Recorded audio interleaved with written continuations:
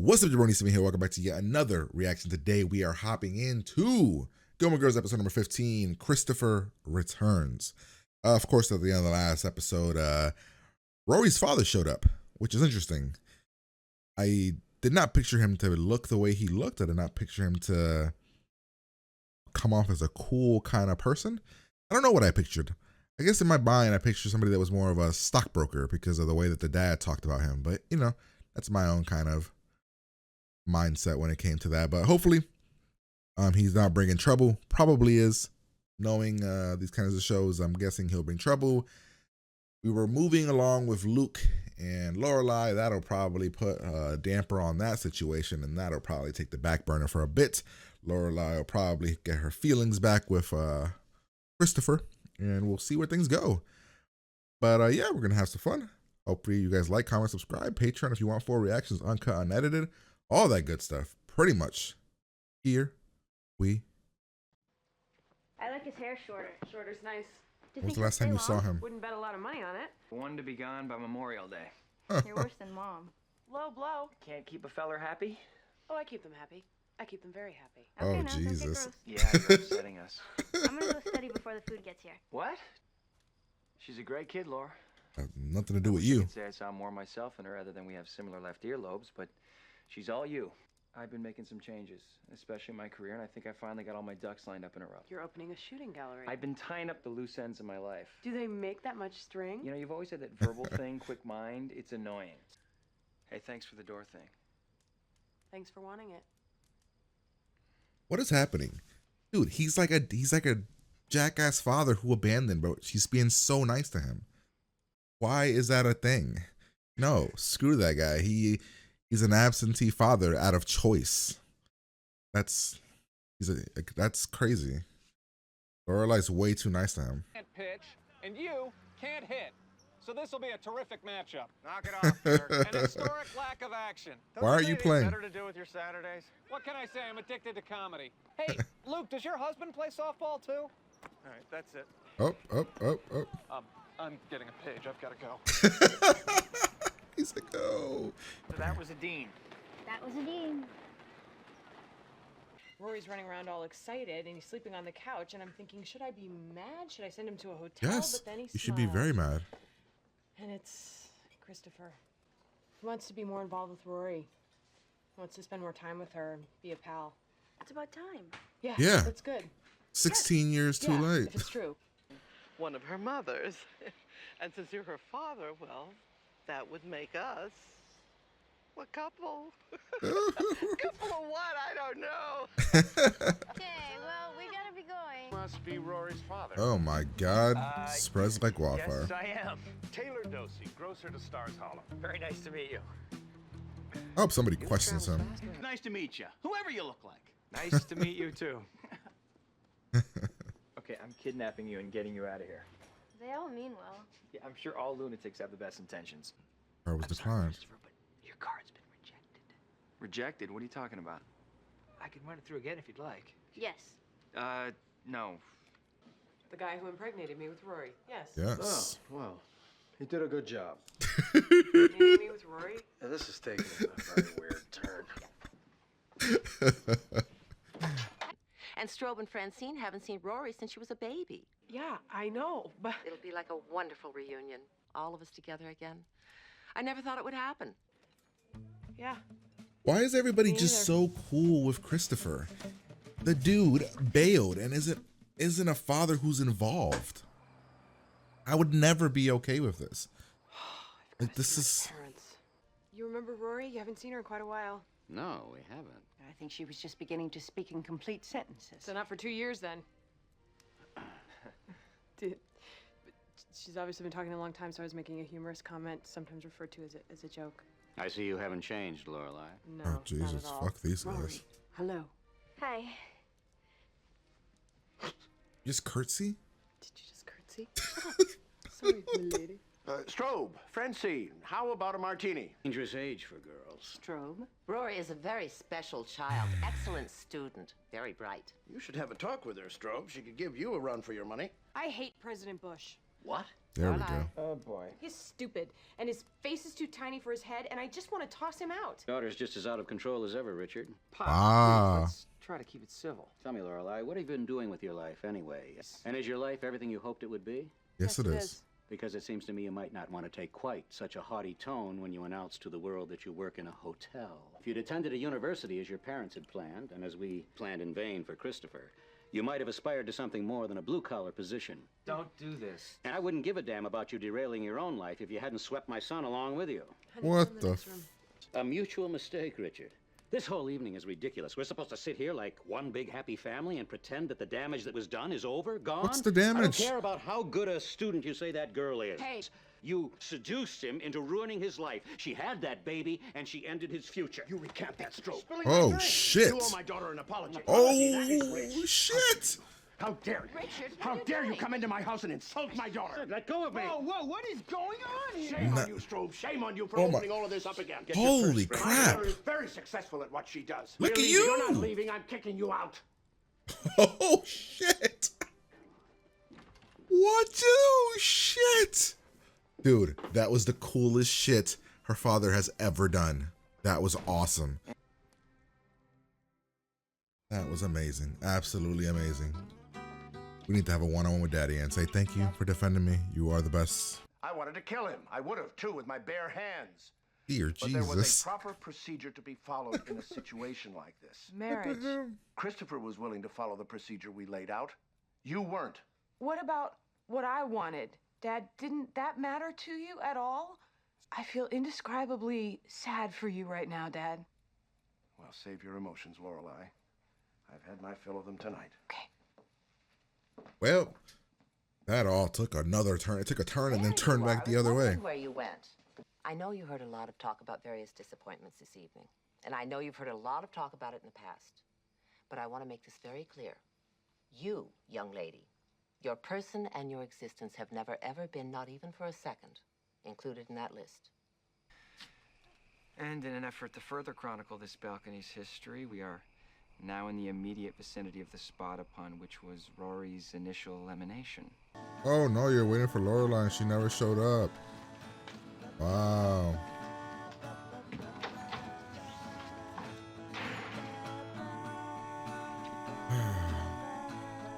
Oh, what the? What garbage is this?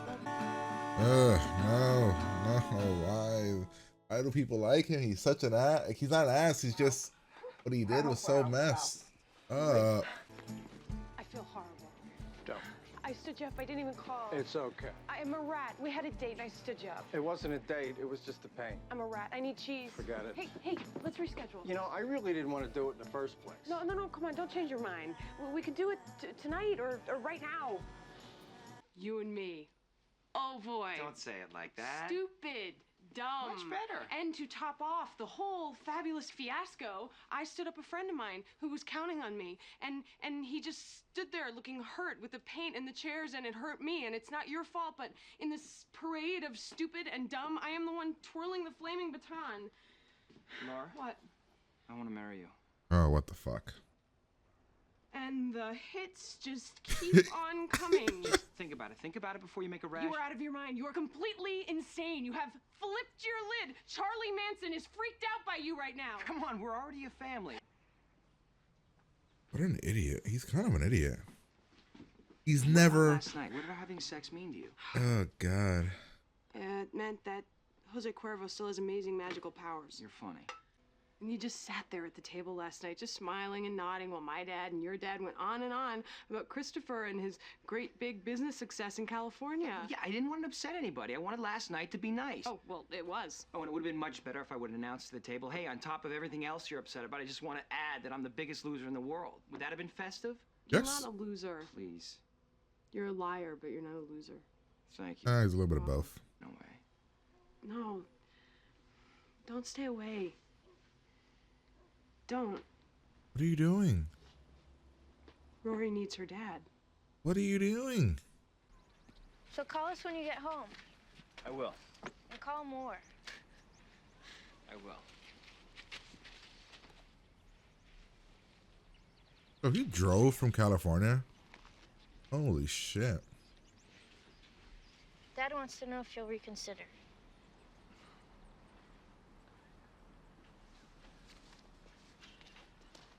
Oh my God.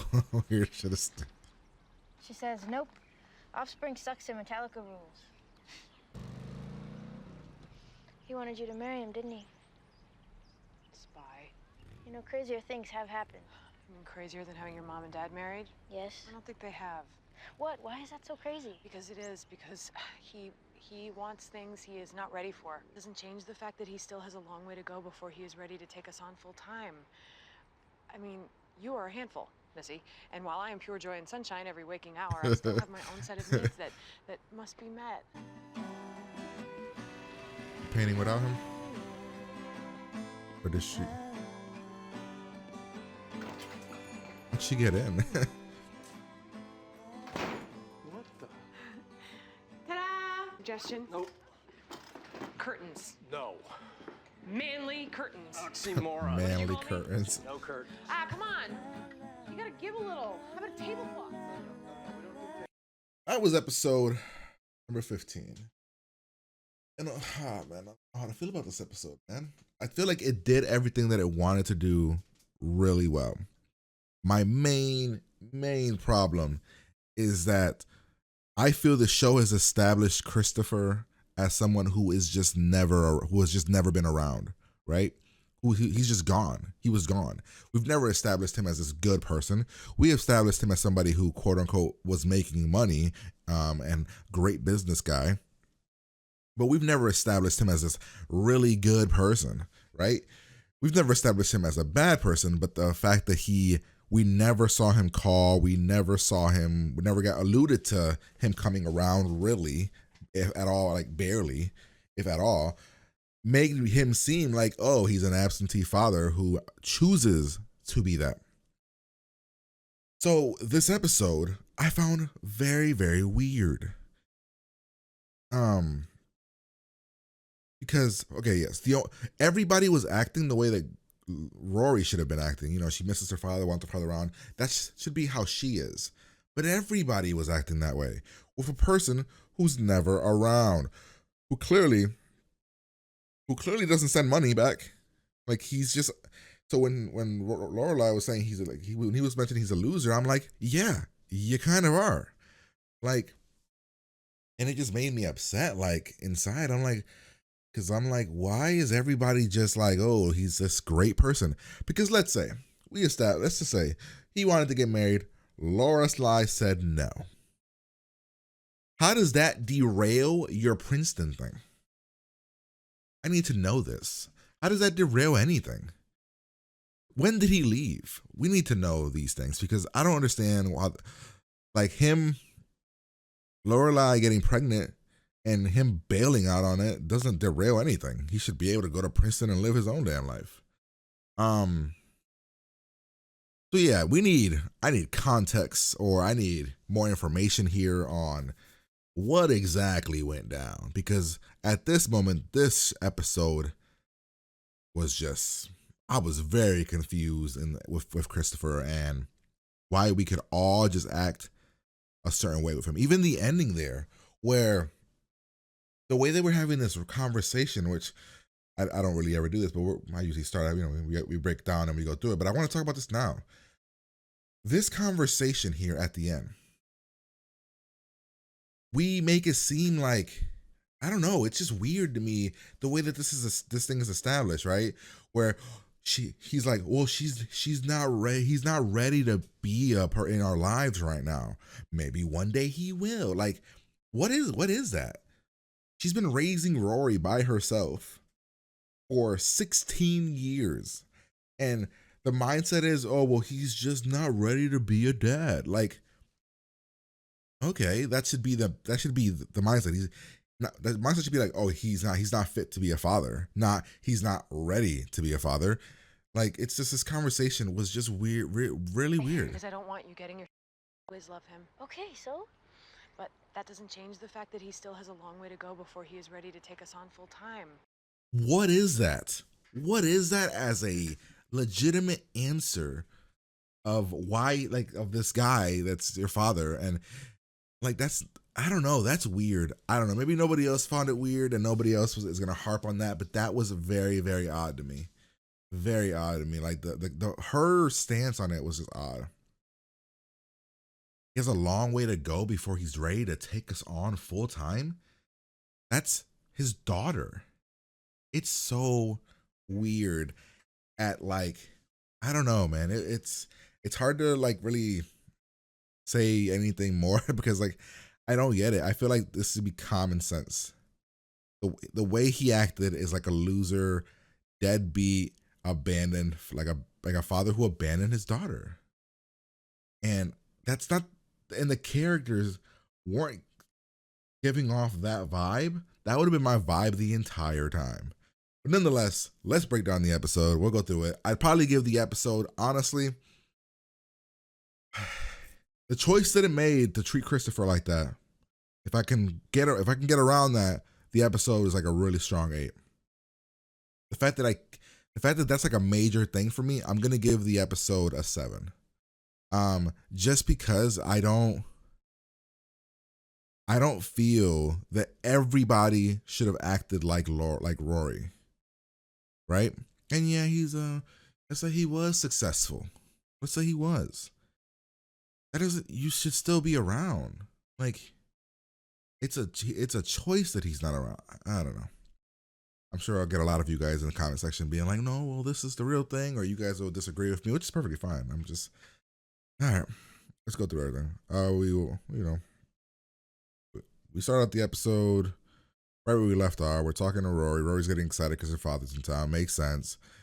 He's here. He's talking to Lorelai. We're establishing about, who Rory is. She's got a dean, and they're gonna go hang out and go to the baseball game. And he seems like a fun father to be around, right? He seems like somebody that it wants to be invested in his daughter's life in this moment. All right, having a blast then, horrified. Yeah, so then we talk about his past and the kind of person that he is, kind of like a very, I'm gonna say, flaky person. Let's see. We then go to the baseball game. I thought maybe him and Dean were gonna have a conversation. Like, I wish Dean would have been like, "So where you been?" like I wish Dean would have done something. We have Sean Gunn here, being annoying. We have him here with Sookie and Frenchman here, and they're cracking jokes, and Lorelai brings it up, and then back to being upsetness. So then we have even Sookie, right? Who they could have even made her be the person that says, no, he's a loser. Like he's not in Rory's life. Like she could have been that friend. Instead, she's like, oh no, you should be with him. Kind of like what? Like, I don't know. Every character played the same note with Christopher, and I guess that's what bothered me about the episode. Everybody was praising the damn dude who's never around. And we're showing him everything. I thought it was funny the way that the rumors were going around town because of the phone calls and how news travels in the small town. It's pretty cool. Then we find out he's gonna buy this book, wants to show off to Rory, buy her the most expensive thing she wants, and he can't afford it. Then he tells Rory to, like, essentially not tell the mom about it. Then we got Mommy Dearest here, who's also playing the same. Oh my God, Christopher's here. Then his parents are here. He's not happy to see his parents.